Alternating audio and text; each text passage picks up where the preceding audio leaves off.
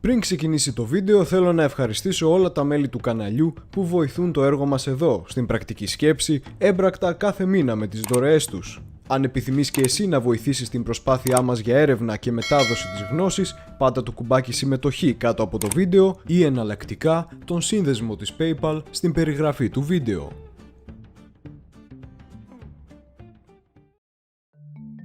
Τι απέγιναν οι Έλληνες Εβραίοι? Στη σημερινή μας ανάλυση θα εξετάσουμε μέσα από τις πηγές και την βιβλιογραφία ένα ζήτημα επιτοπλίστων άγνωστο στο ελληνικό κοινό. Θα μιλήσουμε για την ιστορία των Ελλήνων Εβραίων, το πού ζούσαν στον ελληνικό χώρο, ποια ήταν η φυσιογνωμία της άγνωστης αυτής κοινότητας και εν τέλει τι απέγιναν οι χιλιάδες Έλληνες Εβραίοι. Για να κατανοήσουμε βέβαια την πορεία της άγνωστης αυτής ιστορίας μέσα στον χρόνο, οφείλουμε να πάρουμε τα πράγματα από την αρχή, εξηγώντας τι ακριβώς είναι αυτό που προσδιορίζουμε με το όνομα Εβραίοι, πώς αυτοί βρέθηκαν στον ελληνικό χώρο και έπειτα εντός των συνόρων του ελληνικού κράτους και εν τέλει θα καταλήξουμε στο τι απέγιναν. Ας ξεκινήσουμε.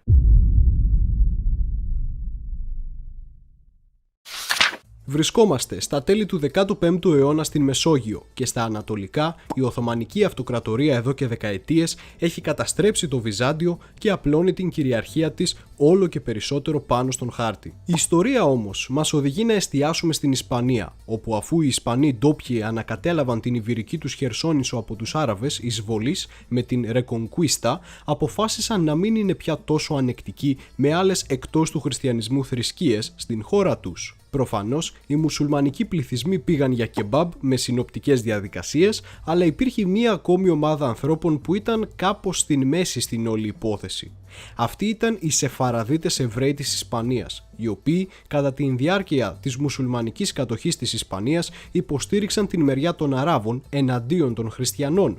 Και γιατί οι Ισπανοί είχαν τους Εβραίους συμπατριώτες τους στην μπούκα? Εδώ χρειάζεται μια μικρή παρένθεση. Ποιοι είναι οι Εβραίοι τώρα? Αφού εκδιώχθηκαν από τη γη του Ισραήλ μετά από αλλεπάλληλες εξεγέρσεις εναντίον των Ρωμαίων κατακτητών τους, οι Εβραίοι διασκορπίστηκαν σε όλη την Μεσόγειο, αλλά και στην βόρεια, κεντρική και ανατολική Ευρώπη. Οι Εβραίοι που ζουν στις βορειοκεντρικοανατολικές περιοχές της Ευρώπης ονομάζονται Ασκεναζί και είναι γερμανόφωνοι, ενώ οι Εβραίοι που ζουν γύρω από την Μεσόγειο είναι κυρίως Ισπανόφωνοι. Γενικά οι χριστιανοί και οι Εβραίοι δεν συμπαθούνταν ιδιαίτερα και αυτό σε ένα περιβάλλον όπως η Ευρώπη, όπου οι Εβραίοι ήταν μειοψηφία, έκανε τους Εβραίους εύκολο στόχο. Από τη μία είναι οι κατηγορίες πως οι Εβραίοι σταύρωσαν τον Χριστό και από την άλλη οι κατηγορίες πως οι χριστιανοί πιστεύουν σε έναν ψεύτικο Θεό. Οπότε, έχοντας δύο ομάδες που η μία θεωρεί την άλλη κατώτερη και άπιστη, καταλαβαίνετε που οδήγησε αρκετές, βασικά καλά, πολλές φορές αυτή η κατάσταση. Οι Εβραίοι λοιπόν γίνονται συχνά ο αποδιοπομπαίος τράγος των τοπικών κοινωνιών για οτιδήποτε μπορεί να φανταστεί κανείς, απλά και μόνο επειδή είναι Εβραίοι. Δεν βρέχει? Οι Εβραίοι φταίνε. Μολύνθηκε το νερό? Οι Εβραίοι το μόλυναν. Και πάει λέγοντας. Οπότε, περιορίζονται από τους χριστιανούς για να μην είναι εκτός ελέγχου και τους επιτρέπουν να κάνουν για παράδειγμα μόνο ορισμένα επαγγέλματα. Για παράδειγμα τραπεζίτες, πράγμα που ήταν αμαρτία για τους χριστιανούς. Μέσω αυτών των περίεργων κοινωνικών συνθήκων μάλιστα είναι που ξεκινάνε κάτι ακραία μιμίδια στο διαδίκτυο πως οι Εβραίοι κυνηγάνε μόνο shekels, είναι τσιγκούνιδες και πως τους νοιάζει απλά το κέρδος. Αυτή η κατάσταση βέβαια συνέφερε τους χριστιανούς ηγεμόνες, για παράδειγμα, αφού ναι μεν οι Εβραίοι είχαν τα λεφτά, αλλά όποτε κάτι πήγαινε στραβά απλά έριχναν την οργή του κόσμου πάνω στους Εβραίους ως υπεύθυνους πως ο λαός πεινάει, πονάει, δεν με θέλει το μαράκι και τέτοια. Οι Ισπανοί λοιπόν τους έδωσαν επιλογή είτε να γίνουν χριστιανοί και να υποταχθούν μία και καλή στον Ισπανό βασιλιά χωρίς να αλλάζουν ομάδα όποτε θέλουν, είτε να φύγουν από την Ισπανία. Οι Εβραίοι με τη σειρά τους δεν είχαν ιδιαίτερη εμπιστοσύνη στους χριστιανούς, που εδώ και εκεί τους έριχναν φάπες επειδή έτσι, οπότε δεν έδειξαν ιδιαίτερη πειθό στο να αλλαξοπιστήσουν. Τότε είναι που ένας αναπάντεχος σύμμαχος βρέθηκε για τους Εβραίους, ο οποίος λεγόταν Οθωμανική Αυτοκρατορία. Ο Σουλτάνος Βαγιαζίτ ο δεύτερος βλέπει πως έμπειροι έμποροι και τραπεζίτες ψάχνουν για ένα νέο σπίτι και τους καλεί από την Ισπανία να έρθουν στην Αυτοκρατορία. Μην ξεχνάμε πως τότε μιλάμε για μια εντελώς διαφορετική εποχή από το σήμερα και οι μουσουλμάνοι δεν έχουν ιδιαίτερα θέματα με τους Εβραίους αφού δεν υφίσταται παλαιστινιακό ζήτημα. Οπότε, Ισπανόφωνοι Εβραίοι κατά δεκάδες χιλιάδες έρχονται στην Οθωμανική Αυτοκρατορία και η υψηλή πύλη τους εγκαθιστά στην Θεσσαλονίκη με τους Εβραίους να ασχολούνται με μια ποικιλία επαγγελμάτων όπως βαφείς, εργάτες λιμανιού, έμποροι, τοκογλύφοι, βιοτέχνες, υφαντουργοί, γιατροί κτλ. Την ίδια περίοδο στον ελλαδικό χώρο οι Ρωμιοί χριστιανοί ελληνόφωνοι ζουν ένα σοκ, αφού μέσα σε μερικούς αιώνες έχασαν την αυτοκρατορία τους και ένας αλλόθρησκος ηγεμόνας τους επιβλήθηκε. Σαν να μην έφταναν όλα αυτά λοιπόν, ξαφνικά ένα πρωί τους έρχεται και το νέο πως ξένοι νέοι επαγγελματίες έρχονται και απαιτούν μερίδιο από την αγορά που μέχρι πρότινος οι ίδιοι ήταν υπεύθυνοι να ελέγχουν. Και το καλύτερο, οι ξένοι αυτοί είναι Εβραίοι.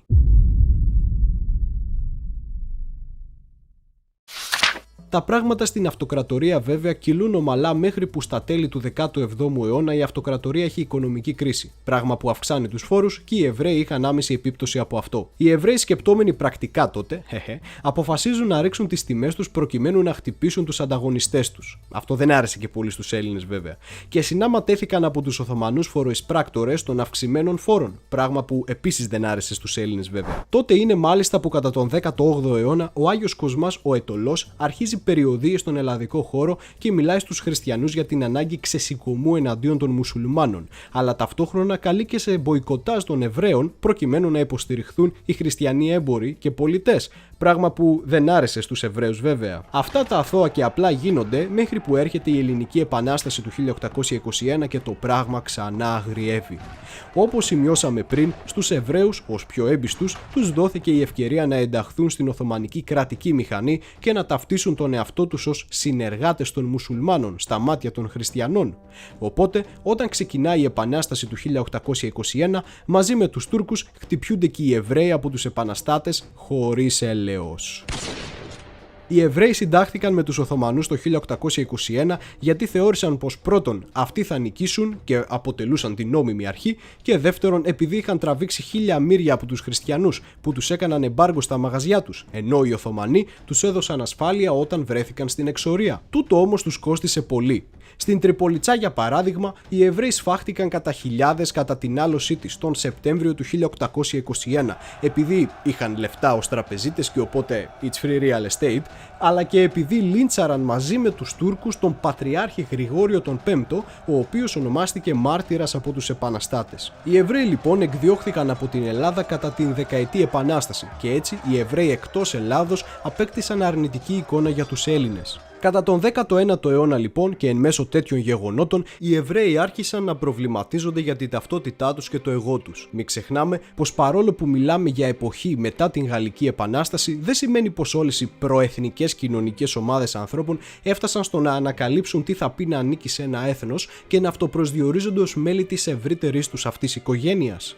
Οι Εβραίοι, για παράδειγμα, αυτό που τους έκανε διακριτούς από τους άλλους, για παράδειγμα χριστιανούς, ήταν το θρήσκευμα και πολλές φορές η γλώσσα τους. Γλώσσα όμως την οποία και μεταξύ τους είχαν διαφορές και το μόνο κοινό που τους ένωνε πρακτικά ήταν η θρησκεία. Αυτό το περίεργο κοινωνικό κλίμα της αλλαγής συνόρων και διάφορων εθνικισμών στην Ευρώπη οδήγησε στον αμέσως επόμενο προβληματισμό για τους Εβραίους.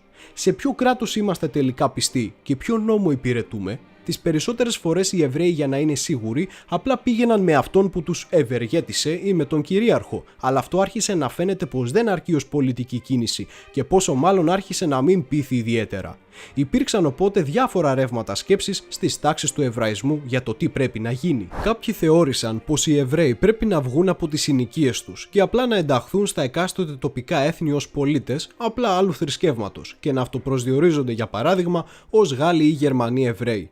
Άλλοι θεώρησαν πως προκειμένου να μην χάσουν την ιδιαίτερη ταυτότητά τους, πρέπει να περιχαρακωθούν στα πλαίσια της κοινότητάς τους. Για παράδειγμα, οι Εβραίοι της Θεσσαλονίκης, οι οποίοι αυτοπροσδιορίζονταν ως και τις αρχές του 20ου αιώνα ως Σαλονικής Ισπανοεβραίοι. Τέλος, η πιο δυναμική σχολή σκέψης και αυτή η οποία κυριάρχησε επιτοπλίστων ήταν αυτή των ονομαζόμενων Σιωνιστών, δηλαδή των Εβραίων εθνικιστών, οι οποίοι ήθελαν όλοι οι Εβραίοι να επιστρέψουν ξανά πίσω στη γη του Ισραήλ και να φτιάξουν εκεί το δικό τους εθνικό κράτος, το οποίο δικαιούνται με βάση τις γραφές και την ιστορία, όπως έλεγαν. Άρα, για τους Σιωνιστές, ο Εβραϊσμός είναι εθνοθρησκεία και αν κάποιος είναι Εβραίος, αυτόματα δεν μπορεί να εντάσσεται σε άλλο έθνος εκτός από αυτό των Εβραίων. Οι εθνικισμοί όμως των εθνών θεωρούσαν τους Εβραίους ως κάτι ύποπτο στην κοινωνία. Κάτι περίεργοι τύποι που μεν μοιάζουν με εμάς, ακούγονται σαν εμάς, συμπεριφέρονται όπως εμείς, αλλά έχουν ιδιαίτερες παραδόσεις πίσω από τις κλειστές πόρτες, πράγμα που έκανε τους συμπατριώτες τους να τους θεωρούν λιγότερο μέρος του έθνους και ενδυνάμει πέμπτη φάλαγγα. Έτσι, η τακτική της αφομοίωσης απέτυχε και μόνα τους τα ευρωπαϊκά έθνη πάλι ορίζουν τη μοίρα των Εβραίων, σπρώχνοντάς τους προς τον σιωνισμό. Σε γενικές γραμμές πάντως οι Εβραίοι ως λογικόν απλώς συμπαθούσαν όποιον δεν τους απειλεί με πογκρόμς και εξόντωση, πράγμα που το ελληνικό κράτος αργά μεν, στην ώρα του δε, το αντιλήφθηκε. Επειδή λοιπόν έξω από τα τότε ελληνικά σύνορα υπήρχαν εβραϊκές κοινότητες, οι πιο κύριες των ελληνόφωνων Ρωμανιωτών Εβραίων των Ιωαννίνων, των Ισπανόφωνων Σεφαραδιτών στη Θεσσαλονίκη και των Κρητών Ασκεναζί Βόρειων Εβραίων της Κρήτης, έπρεπε κάπως η χώρα να δείξει πως όταν τα σύνορα αλλάξουν, οι Εβραίοι δεν έχουν πλέον να φοβούνται κάτι από τους Έλληνες. Το 1880 λοιπόν η Ελλάδα αναγνωρίζει επίσημα το νομικό καθεστώς των εβραϊκών κοινοτήτων της Ελλάδος και έτσι έκανε πιο φιλικό το πρόσωπό της έναντι των Εβραίων της Οθωμανικής Αυτοκρατορίας. Και τότε φάνηκε πως ο διχασμός μεταξύ των Εβραίων για το ποιον θα υποστηρίξουν ήταν πιο σημαντικός από ποτέ. Για παράδειγμα, στον πόλεμο του 1897, Ρωμανιώτες Εβραίοι της Παλαιάς Ελλάδος συμμετείχαν στον πόλεμο κατά των Τούρκων, ενώ αντίθετα Σεφαραδίτες Εβραίοι της Οθωμανικής Αυτοκρατορίας πολέμησαν κατά των Ελλήνων. Και ενώ η Ελλάδα διεκδικεί την Κρήτη, στην Θεσσαλονίκη οι Σεφαραδίτες Εβραίοι βγαίνουν στους δρόμους και φωνάζουν «Καλύτερα να πεθάνουμε παρά να δώσουμε την Κρήτη στους Έλληνες». Προφανώς φοβούμενοι πως μετά την Κρήτη σειρά έχει η Θεσσαλονίκη. Αυτό το φιλοοθωμανικό κλίμα των Εβραίων λόγω του πολέμου του 1997 οδήγησε την Ελλάδα να αρχίσει εκστρατεία λεκτικής επίθεσης εναντίον τους. Αντίστοιχα, οι Εβραίοι της Ελλάδος θορυβήθηκαν και ζήτησαν από τους ομόθρησκούς τους εξηγήσεις για τις τόσο επικίνδυνες ενέργειές τους. Η ζημιά όμως είχε ήδη γίνει. Παρ' όλα αυτά, το πλήρωμα του χρόνου είχε φτάσει και οι στιγμές δεν μπορούσαν να περιμένουν. Προχωράμε άμεσα στην κήρυξη των Βαλκανικών πολέμων τον Οκτώβριο του 1912 και η Ελλάδα καλείται να κάνει πραγματικότητα την μεγάλη ιδέα της.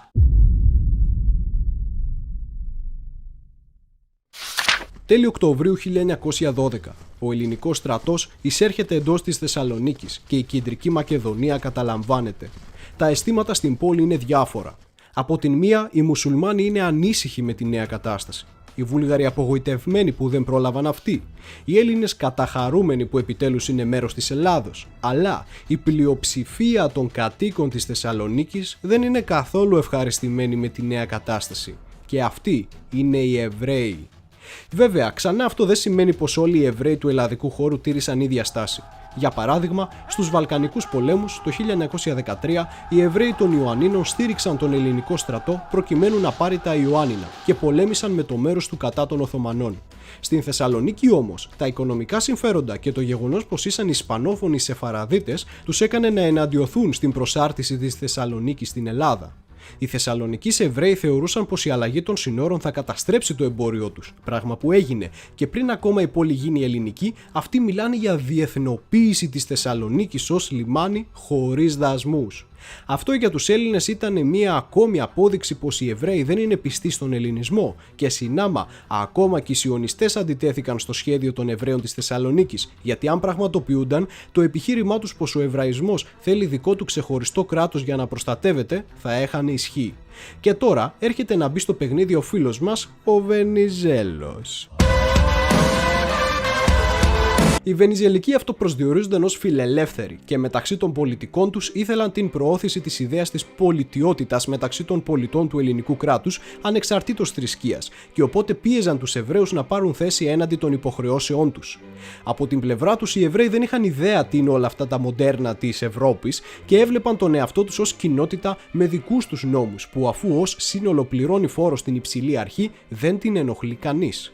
Συμμάχους σε αυτό οι Εβραίοι βρήκαν τους βασιλόφρονες, οι οποίοι ως πιο συντηρητικοί και όχι ριζοσπάστες όπως ο Λευτέρης, ήθελαν η κάθε μειονότητα στην Ελλάδα να κρατήσει τα δικά της χαρακτηριστικά. Αυτά όλα προφανώς θα αποτελούσαν ζητήματα που θα έρθουν να ορίσουν τις εξελίξεις στο κοντινό μέλλον για τους Εβραίους.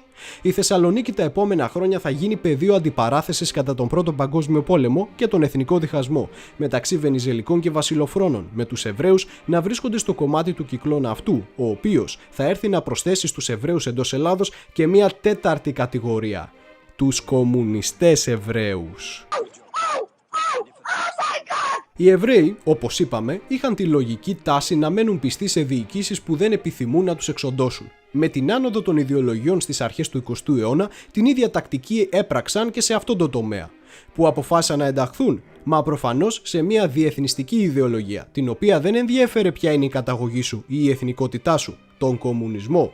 Ιδρύουν οπότε το 1909 την Φεντερασιόν με πρόεδρο τον Αβραάμ Μπεναρόγια. Και στο πρώτο άρθρο του καταστατικού της οργάνωσης δηλωνόταν πως σκοπόν έχει να οργανώσει το προλεταριάτο δια την πάλιν των τάξεων. Αυτό και αν προκάλεσε ανησυχία στην ελληνική κυβέρνηση. Κατά τα έτη του εθνικού διχασμού λοιπόν, 1915-17, η στάση της εβραϊκής κοινότητας Θεσσαλονίκης έναντι του διλήμματος βενιζελισμού ή βασιλοφρόνων είναι σαφώς υπέρ των βασιλοφρόνων. Για παράδειγμα, στις εκλογές του 1915, από τις 74 έδρες της Μακεδονίας, οι βασιλικοί πήρανε τις 66 και από αυτούς οι 16 ήταν μουσουλμάνοι και οι 3 Εβραίοι. 2 από τους Εβραίους οι οποίοι εξελέγησαν στη Μακεδονία ήταν από τη Φεντερασιόν, η οποία συνεργάστηκε στις εκλογές με τους βασιλόφρονες. Έτσι λοιπόν, με συνοπτικές διαδικασίες, οι Εβραίοι τα επόμενα χρόνια θα στηρίζουν τακτικά τους βασιλόφρονες και γίνονται οι νέμεσις του Βενιζέλου. Το 1917 γενικά το θυμόμαστε λόγω της ενοποίησης της χώρας υπό τον Βενιζέλο. Όμως η Θεσσαλονίκη το θυμάται για άλλο λόγο. Το Σάββατο 18 Αυγούστου του 1917 ξέσπασε φωτιά σε σπίτι στη μουσουλμανική συνοικία στις παρυφές της Άνω Πόλεως, η οποία εξαπλώθηκε πολύ γρήγορα λόγω του ανέμου Βαρδάρη, των ξύλινων κατασκευών, των καλντεριμιών και της ανυπαρξίας της όποιας υποδομής για την κατάσβεσή της, ενώ ο Γάλλος στρατηγός Σαράιχ των συμμαχικών στρατευμάτων είχε αρνηθεί να παραχωρήσει νερό για κατάσβεσή της. Το αποτέλεσμα ήταν τρομερό. Δεν ήταν η πρώτη φορά που καιγόταν η Θεσσαλονίκη, αλλά το αποτύπωμα αυτής της φωτιάς στην πόλη θα έμενε για πάντα. Οι εβραϊκές συνοικίες και τα καταστήματα υπερτερούσαν αριθμητικά στο κέντρο της πόλης, κοντά στη θάλασσα. Τα 2 τρίτα της εβραϊκής συνοικίας έγιναν στάχτη. Η πυρκαγιά κατέστρεψε το μεγαλύτερο τμήμα του κέντρου της πόλης, 3.900 μαγαζιά, 14.200 νοικοκυριά και άφησε αστέγους περίπου 73.000 κατοίκους, 52.000 από τους οποίους ήταν Εβραίοι. Για τους Εβραίους ήταν καταστροφή, αλλά για τον Βενιζέλο ήταν η κατάλληλη ευκαιρία να αποεβραιοποιήσει την πόλη και να της δώσει νέα ευρωπαϊκή εικόνα, εξελληνίζοντάς την ταυτόχρονα με την έλευση των προσφύγων του 1922. Μέχρι την δεκαετία του 30, ενώ οι Εβραίοι είχαν πλειοψηφική παρουσία στο εμπορικό και τραπεζικό κλάδο, θα εκτοπιστούν σχεδόν τελείως από αυτά τα επαγγέλματα. Εν συνεχεία, έχουμε τις κρίσιμες εκλογές του 1920, κατά τις οποίες οι Εβραίοι της Θεσσαλονίκης υποστηρίζουν ξανά τους βασιλόφρονες, εναντίον του Βενιζέλου και της μεγάλης ιδέας. Αυτό ο Βενιζέλος δεν θα τους το συγχωρέσει ποτέ όταν θα επιστρέψει ξανά στα πολιτικά πράγματα. Η Ελλάδα υπό την αρχηγία των βασιλοφρόνων αποχωρεί από την Μικρά Ασία και η μεγάλη ιδέα δέχεται τεράστιο πλήγμα. Επόμενη ημερομηνία σταθμό στην αφήγησή μας είναι η έλευση των Ελλήνων προσφύγων το 1922. Οι Εβραίοι ήταν τόσο άτυχοι που η χρονική στιγμή κατά την οποία στάλθηκαν από το κέντρο της πόλης στα περίχωρα συμπίπτει με τον ερχομό δεκάδων χιλιάδων χριστιανών που τους κάνουν πλέον μειοψηφία στην πόλη τους και συνάμα τους ανταγωνίζονται μέχρι τέλους. Οι μουσουλμάνοι της πόλης έφυγαν με την ανταλλαγή, οπότε ξεκινάει ένα Hunger Games μεταξύ προσφύγων ντόπιων Ελλήνων και ντόπιων Εβραίων για τα οικονομικά συμφέροντα της πόλης. Οι πρόσφυγες τότε, προκειμένου να κερδίσουν την εμπιστοσύνη των ντόπιων Ελλήνων, αρχίζουν να μισούν και αυτοί τους Εβραίους και να υποστηρίζουν τον Βενιζέλο. Έτσι, ξεκινάει το 1922 μια αντιεβραϊκή εκστρατεία στην Θεσσαλονίκη με κατάργηση της αργίας του Σαββάτου για τους Εβραίους και επειδή δεν μπορούσαν σύμφωνα με τη θρησκεία τους να δουλέψουν, απλά απολύθηκαν και προσλήφθηκαν πρόσφυγες. Επίσης, δημιουργήθηκε ειδικό καθεστώς στις εκλογές για να μην μπορούν οι εβραϊκές ψήφοι να επηρεάζουν το συνολικό αποτέλεσμα. Και έχουμε πάλι ότι είχαμε το 1920. Οι Εβραίοι σε αυτές τις τακτικές εναντίον τους απαντούν με περισσότερη ριζοσπαστικοποίηση. Η Φεντερασιόν του Μπεναρόγια συμμετέχει στις διαδικασίες ιδρύσεως του ΣΕΚΕ το 1918, το οποίο το 1924 θα προσχωρήσει στην Τρίτη Κομμουνιστική Διεθνή και θα μετονομαστεί σε ΚΚΕ, υιοθετώντας την θέση υπέρ ανεξάρτητης Μακεδονίας και Θράκης. Στους Εβραίους βέβαια έμεσα δεν τους χαλούσε καθόλου αυτό, αφού πάλι έβλεπαν σύγκληση των συμφερόντων τους όχι με το ελληνικό κράτος, αλλά η δυσαρέσκειά τους η Θεσσαλονίκη να παραχωρηθεί στην Ελλάδα ήταν ίδια με την δυσαρέσκεια των Βουλγάρων για το ίδιο γεγονός γεγονός και με την θέληση των Κουκουέδων να στηρίξουν την απόφαση της Κομμουνιστικής Διεθνούς για ανεξάρτητη Μακεδονία και Θράκη. Στις εκλογές του 1926, μάλιστα, το Κομμουνιστικό Κόμμα συγκέντρωσε περισσότερο από το 35% των ψήφων των Ισραηλιτών της Θεσσαλονίκης και το Βενιζελικό κράτος συνέχισε να αγχώνεται. Η απάντηση των Εβραίων όμως βρήκε σύντομα ανταπάντηση. Το 1927 στην Θεσσαλονίκη δημιουργείται η οργάνωση Εθνική Ένωση Ελλάς ή αλλιώς 3Ε με αρχηγό τον Γεώργιο Κοσμίδη, πρόσφυγα από την Μικρά Ασία και έμπορο στο επάγγελμα, του οποίου η οργάνωση είχε αντικομμουνιστικό και αντιεβραϊκό χαρακτήρα, αποτελώντας ένα μείγμα των αντίστοιχων κινημάτων της Γερμανίας και της Ιταλίας του Μεσοπολέμου. Ο Βενιζέλος, στα πλαίσια της αντιεβραϊκής του εκστρατείας, όταν επέστρεψε ως πρωθυπουργός το 1928, παρόλο που φανερά δεν επιδοκίμαζε το ξύλο που έτρωγαν οι Εβραίοι από τους εθνικιστές της 3Ε, στα παρασκήνια επικροτούσε τις πράξεις της οργάνωσης. Μάλιστα, όταν το 1929 νομοθέτησε τον νόμο του Ιδιονύμου, προκειμένου να χτυπήσει το ΚΚΕ που επίσης απεχθανόταν, οι Εβραίοι, που ήταν πολλά μέλη και στελέχη του κόμματος, τον κατηγόρησαν πως στοχοποιεί τους ίδιους. Οι Εβραίοι λοιπόν θα βρεθούν μεταξύ σφύρας και άκμονος, κυβέρνησης και τριεψελιτών για τα επόμενα χρόνια και οι Έλληνες εθνικιστές, βλέποντας τις σκιερές σχέσεις Εβραίων κομμουνιστών και Βουλγάρων, απλά περίμεναν μια καλή αφορμή για να αναλάβουν δράση. Και η αφορμή δεν άργησε να έρθει. Στα τέλη Αυγούστου του 1930, στη Σόφια της Βουλγαρίας πραγματοποιήθηκε γιορτή για τα 25 χρόνια από την ίδρυση του Εβραϊκού Αθλητικού Σωματείου Μακαμπί της Βουλγαρίας. Στη γιορτή αυτή κλήθηκε και η οργάνωση των Εβραίων της Θεσσαλονίκης, ονόματι επίσης Μακαμπί. Την ίδια ημέρα βρισκόταν σε εξέλιξη σε εκείνη την τοποθεσία το έκτακτο συνέδριο της ΕΜΕΟ, οργάνωσης Βούλγαρων Κομιτατζίδων για την ανεξαρτικοποίηση και προσάρτηση της Μακεδονίας στην Βουλγαρία, και η Μακαμπί δέχθηκε πρόσκληση για την παρακολούθηση του συνεδρίου, όπου και ψηφίστηκε η απελευθέρωση της Μακεδονίας από την Ελλάδα και συγχρόνως η αυτονόμησή της. Όταν αυτό το έμαθαν οι δημοσιογράφοι της εφημερίδας Μακεδονία, πολέμια εφημερίδα κατά των Εβραίων, και το έβγαλαν στη φόρα το καλοκαίρι του 1931, πως ο σύνεδρος πήγε εκεί για να συνταχθεί με τους Βούλγαρους, βέβαια να πούμε ότι είναι κάπως αμφιλεγόμενο με βάση τις πηγές αν όντως πήγε ή όχι, ή αν έκατσε ως το τέλος του συνεδρίου που ελήφθη η βουλγαρική απόφαση. Η αφορμή για χτύπημα κατά των Εβραίων πάντως βρέθηκε. Όταν επαληθεύθηκαν οι πληροφορίες της παρουσίας της Μακαμπί στο συνέδριο της ΕΜΕΟ από το Υπουργείο Εσωτερικών, οι εθνικιστικές οργανώσεις στράφηκαν πιο δυναμικά εναντίον της, ζητώντας από την εβραϊκή κοινότητα να αποκηρύξει την παρουσία της Μακαμπί στο συνέδριο και να διαχωρίσει την θέση της. Ωστόσο, οι Εβραίοι δεν έπραξαν ανάλογα και οι σχετικές πληροφορίες εναντίον της Μακαμπί δεν διαψεύστηκαν, αλλά απλά αρνούμενοι κάθε κατηγορία διαμαρτυρήθηκαν για τη συμπεριφορά των εθνικιστών απέναντί τους. Για τους Μικρασιάτες και Πόντιους τριεψελίτες αυτό το γεγονός και η στάση των Εβραίων μετέπειτα αποτέλεσε τη σταγόνα που ξεχύλισε το ποτήρι. Η Εθνική Παμφιτητική Ένωση, ΕΠΕ της Θεσσαλονίκης, κυκλοφόρησε φυλάδια με τα οποία καλούσε τους Θεσσαλονικείς να μποϊκοτάρουν τους Εβραίους της πόλης επειδή συνεργάζονταν με τους κομμουνιστές και τους Βούλγαρους. Πλέον όμως είχε ανοίξει ο ασκός του αιώλου. Τη νύχτα της 25ης Ιουνίου, 200 άνδρες της ΕΠΕ, της 3Ε και των έφεδρων αξιωματικών επιτέθηκαν στα γραφεία της Μακαμπί φωνάζοντας «Εργάζεστε προδοτικώς και ήλθαμε να εκδικηθούμε», και έτσι κατέστρεψαν τα γραφεία της οργάνωσης. Τελευταία στιγμή μάλιστα η αστυνομία απέτρεψε το κάψιμο του κτηρίου. Την επόμενη ημέρα, εθνικιστές μπήκαν στην εβραϊκή συνοικία στη Χαριλάου και η εφημερίδα Μακεδονία εμφάνισε τους Εβραίους ως υποκινητές των συμπλοκών που ακολούθησαν, υποστηρίζοντας πως προηγουμένως Εβραίοι επιτέθηκαν εναντίον χριστιανών, τραυματίζοντας 5 άτομα. Το αποτέλεσμα της μικροσυμπλοκής ήταν μια ομάδα χριστιανών να έχει δεχθεί επίθεση σε δρόμο της πόλης από Εβραίους οπλισμένους με λωστούς και ρόπαλα. Όταν όμως αυτό μαθεύτηκε, την ίδια μέρα το απόγευμα ομάδα περίπου 200 ατόμων κατευθύνθηκε προς τον εβραϊκό συνοικισμό κοντά στη Τούμπα για να τον πυρπολίσει, αλλά η αστυνομία τους απέτρεψε. Αυτό όμως δεν τους σταμάτησε, αφού οι πρόσφυγες ενώθηκαν με τους εθνικιστές και πήγαν προς τον εβραϊκό συνοικισμό Κάμπελ με ένα πλήθος περίπου 2.000 ατόμων για να κάνουν πογκρόμ ως πράξη εκδίκησης. Η ατμόσφαιρα ήταν πολύ έντονη, με το πλήθος να φωνάζει αντιεβραϊκά συνθήματα και οδοφράγματα να έχουν φτιαχτεί στους δρόμους των συνοικιών. Ξαφνικά, λίγο πριν τα μεσάνυχτα, άναψε φωτιά στην συνοικία από την οποία καταστράφηκαν 11 σπίτια. Οι εθνικιστές μάλιστα επάνδρωσαν τα οδοφράγματα για να εμποδίσουν τη διέλευση των πυροσβεστικών αντλιών στην περιοχή.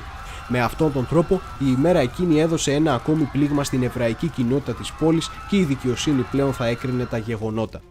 Ο πρωθυπουργός Βενιζέλος πάντως δεν δίστασε να υποστηρίξει ανοιχτά την αθωότητα της 3Ε για όσα έγιναν, δηλώνοντας μέσα στη Βουλή πως όσον αφορά την δράση της εναντίον του κομμουνισμού έχει όλον και τη δική μου ευλογία. Ωστόσο, πήρε αποστάσεις από τις αντισημιτικές ενέργειές της και η κυβέρνησή του φρόντισε να δώσει $500.000 δραχμές αποζημίωση στην εβραϊκή κοινότητα για τις ζημιές.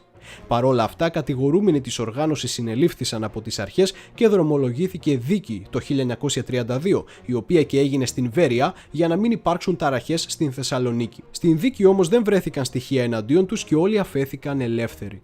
Υπό αυτό το πλαίσιο, η ζωή των Ελλήνων Εβραίων θα συνεχιστεί και τα επόμενα έτη, με τον βενιζελισμό να συνεχίζει να τους αντιπαλεύει στεναρά και οι Εβραίοι αντίστοιχα να περιχαρακώνονται όλο και περισσότερο. Αυτό μέχρι που η ιστορία μας φτάνει στο έτος 1936 και πιο συγκεκριμένα στην 4η Αυγούστου του 1936.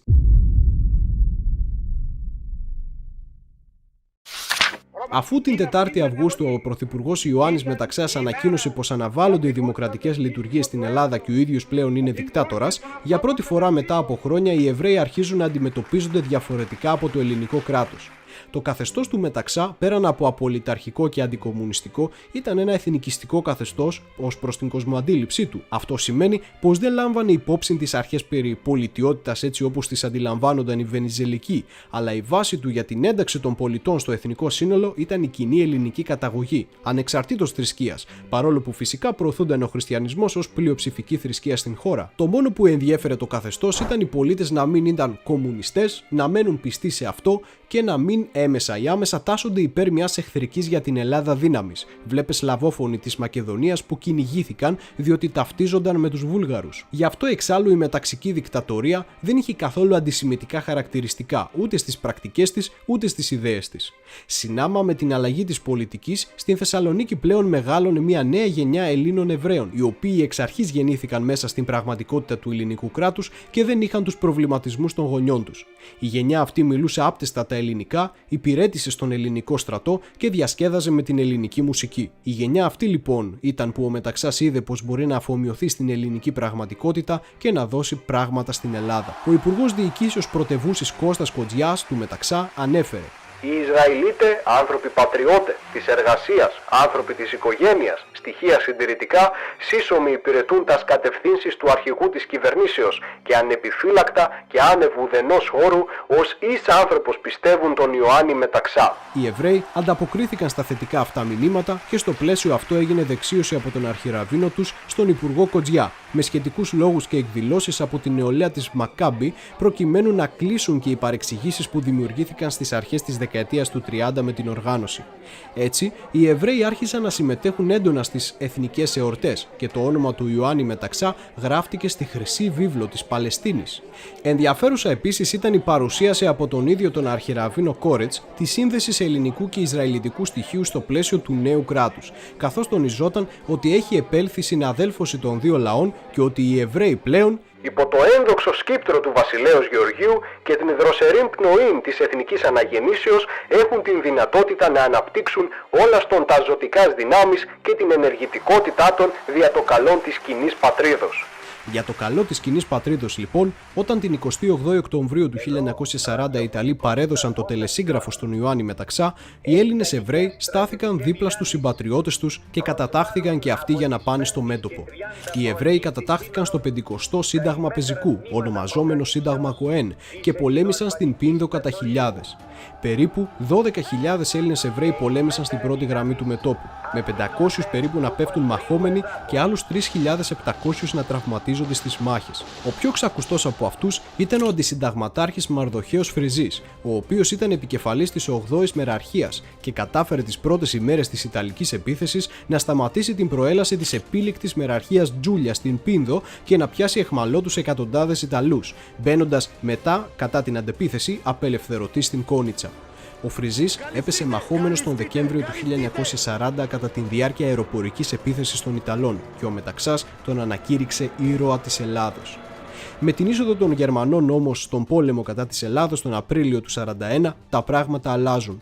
Οι Έλληνες στρατιώτες, αφού περικυκλώθηκαν στην Πίνδο, επιστρέφουν με τα πόδια πίσω νικητές μεν, αλλά παραδομένοι στο νέο αντίπαλο. Το 25% των νεκρών πολεμιστών που είχε η Θεσσαλονίκη από τον πόλεμο ήταν Έλληνες Εβραίοι. Για αυτούς τα προβλήματα όμως τώρα είναι που ξεκινάνε. Οι Γερμανοί είχαν αναγάγει σε ιδεολογία όλες τις προκαταλήψεις που δομήθηκαν εναντίον των Εβραίων όλα αυτά τα χρόνια που πέρασαν και στο στόχο της ιδεολογίας αυτής βρέθηκαν προφανώς και οι Εβραίοι της Ελλάδος.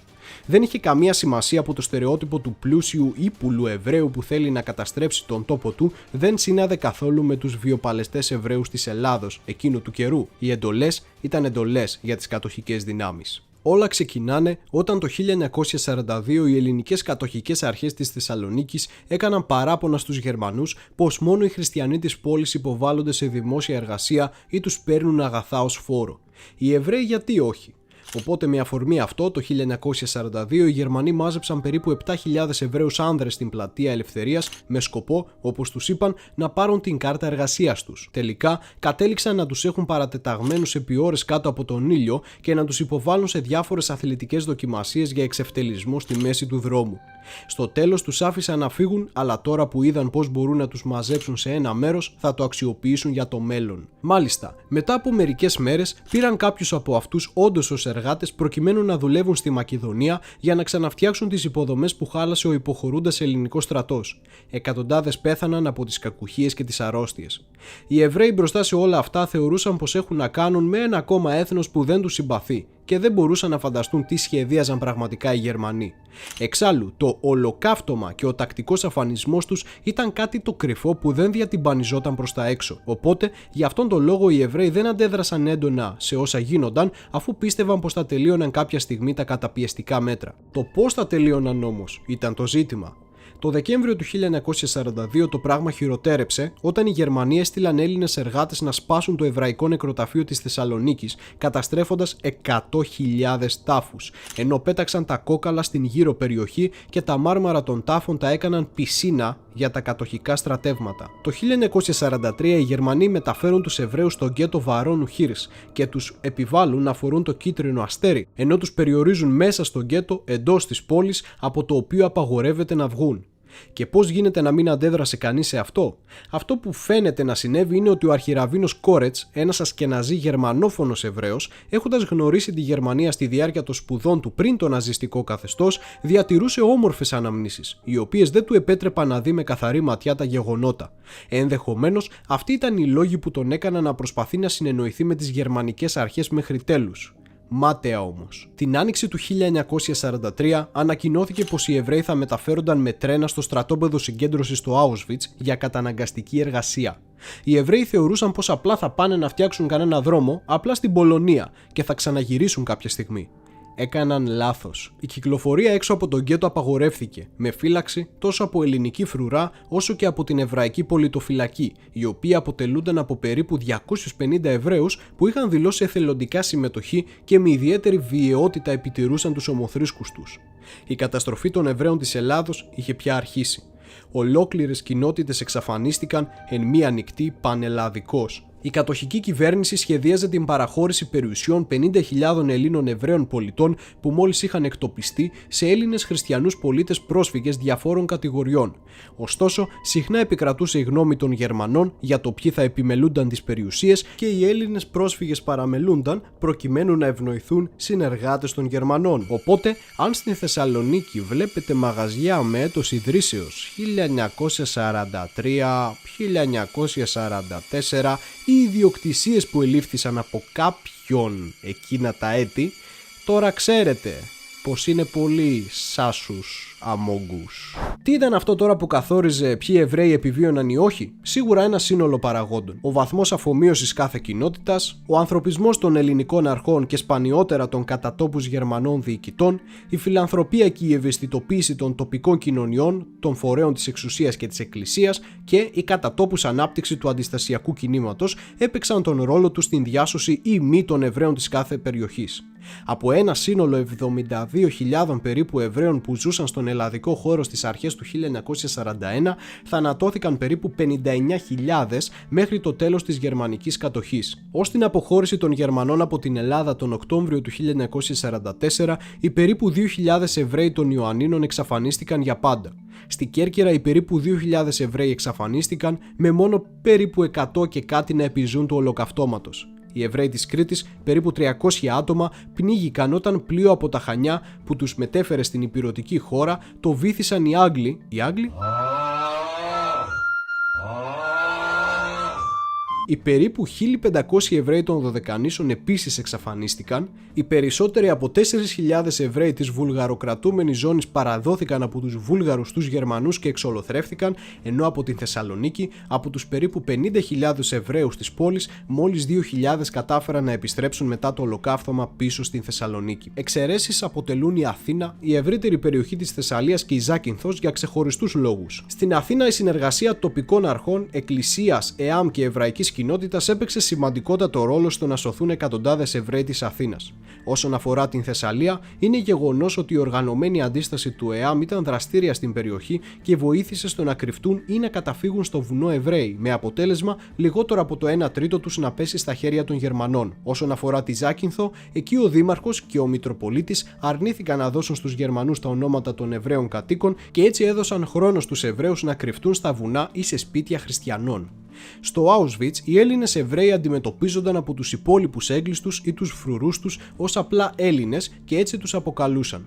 Μάλιστα, είχαν επιπλέον προβλήματα επειδή ως μεσογειακοί φιλετικά αντιμετωπίζονταν ρατσιστικά με υποτίμηση από τους Ασκεναζί ξανθούς Εβραίους του Βορρά και αυτό προκαλούσε εντάσεις. Βέβαια, πάρα πολλοί ομόθρησκοί τους θαύμαζαν διότι πολέμησαν εναντίον του άξονα με τον ελληνικό στρατό και τους θεωρούσαν ως Έλληνες γεροδεμένους και σκληρούς ανθρώπους, αφού πολλοί από τους Εβραίους της Θεσσαλονίκης, για παράδειγμα, ήταν λιμενεργάτες. Στους Γερμανούς, από την άλλη, τους άρεσε να ακούνε τα ελληνικά ως γλώσσα και γι' αυτό έβαζαν τους Έλληνες Εβραίους να τραγουδάνε για να τους ακούν. Οι Εβραίοι οπότε επέλεγαν να τραγουδούν ελληνικά στρατιωτικά τραγούδια, εμβατήρια και ρεμπέτικα ενώ έκαναν τις εργασίες τους. Μάλιστα, πολλοί επιβίωσαν για κάτι τέτοιους ακριβώς λόγους. Επειδή οι Γερμανοί τους επέλεγαν ως τραγουδιστές, αθλητές για να οργανώνουν αγώνες ή ακόμα και το πιο μακάβριο. Επειδή ακριβώς ήταν γεροδεμένοι, τους έβαζαν να είναι αυτοί που πετούσαν τα πτώματα των νεκρών ομοθρήσκων τους στους φούρνους για να τους αποτεφρώσουν. Τα πάθη των Ελλήνων Εβραίων άργησαν να αναγνωριστούν από το ελληνικό κράτος ή οι αγώνες τους να τιμηθούν με κάποιον τρόπο. Το 1945 ιδρύεται με νόμο το ΚΙΣΕ, Κεντρικό Ισραηλιτικό Συμβούλιο Ελλάδος, προκειμένου να ασχοληθεί με την ανασυγκρότηση των εβραϊκών κοινοτήτων της Ελλάδος μετά τον πόλεμο. Σκεφτείτε πως χρειάστηκαν 24 χρόνια ούτως ώστε το 1969 η κυβέρνηση του Γεώργιου Παπαδόπουλου να αναγνωρίσει το ΚΙΣΕ ως νομικό πρόσωπο δημοσίου δικαίου. 52 έτη για να δημιουργηθεί το Μνημείο Ολοκαυτώματος που σήμερα βρίσκεται στην Πλατεία Ελευθερίας, η οποία είναι πάρκινγκ, 56 έτη για να δημιουργηθεί Εβραϊκό Μουσείο στην Θεσσαλονίκη, 65 έτη για να αποκτήσει ο Μαρδοχέος Φριζής Αδριάντα, 69 έτη για να αποκτήσει το Αριστοτέλειο Πανεπιστήμιο, το οποίο είναι χτισμένο στα εδάφη του πρώην Εβραϊκού Νεκροταφείου, το δικό του μνημείο, και τώρα το 2023, 78 έτη μετά τον Δεύτερο Παγκόσμιο Πόλεμο, συζητιέται πώς θα αρχίσει να χτίζεται το Μουσείο Ολοκαυτώματος στην Θεσσαλονίκη. Γιατί στην Θεσσαλονίκη? Διότι οι Θεσσαλονικείς Εβραίοι ήταν η πολυπληθέστερη εβραϊκή κοινότητα του ελληνικού κράτους, η οποία χάθηκε σε ποσοστό 96%. Εν κατακλείδη, μετά τον πόλεμο, όσοι Εβραίοι επέζησαν, επέστρεψαν είτε στην Ελλάδα, είτε πήγανε απευθείας στο μετέπειτα νεοειδρυθέν κράτος του Ισραήλ.